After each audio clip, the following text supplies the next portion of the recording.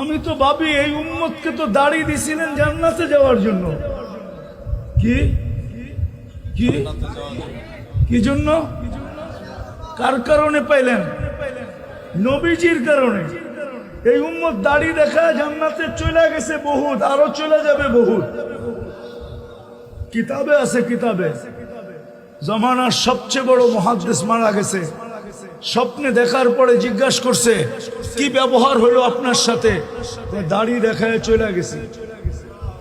দাড়ি দেখায় মানি আল্লাহর সামনে যখন দাঁড়াইছি, আল্লাহ জিজ্ঞাসা করছে ওই বুড়া কি নিয়ে আসছিস? তখন হাদিস মনে উঠছে, সাথে সাথে বলে ফেলছি সাদা দাড়ি নিয়ে আসছি, আর কিছু নিয়ে আসি নাই।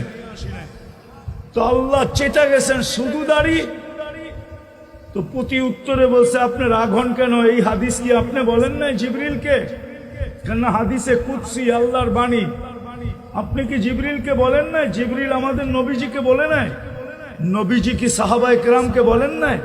সাহাবায়ে কেরাম কি ওনার ছাত্রদেরকে বলেন নাই? আপনি নাকি সাদা দাড়ি দেখলে লজ্জা পান, এখন তো দেখতেছি উল্টা।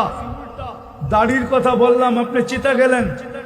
তা আল্লাহ হাইসা দিয়া বলতেছে সবাই সত্য বলছে, আমিও সত্য বলছি, মাফ করে দিলাম যা। হাদিস দিয়া দিতেছি ইন্নাল্লাহ লা ইস্তাহি যি শাইবাতিন, যেই ব্যক্তি শাইবাতিন ফিল ইসলাম, যেই ব্যক্তি ইসলাম অবস্থায় ঈমান অবস্থায় দাড়িকে পাকায় দিবে, ওর পাকা দাড়ি দেখলে আল্লাহ লজ্জা পায়, শাস্তি দেয় না না না। যে উম্মতকে আল্লাহ দাড়ি দিয়েছেন জান্নাতে যাওয়ার জন্য, ওই উম্মত শেভ করে কি করে?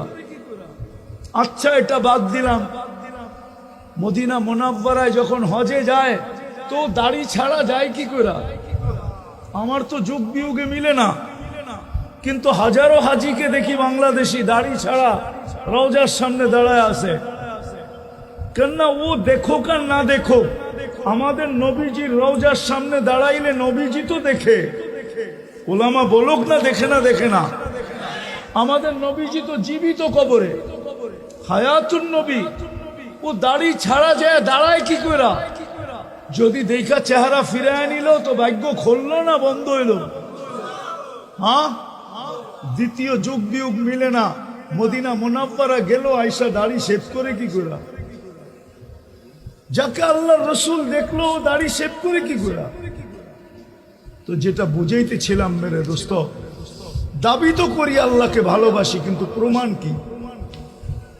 কালকে এই চেহারাটা কি করে দেখাবো আল্লাহকে? বলেন প্রমাণ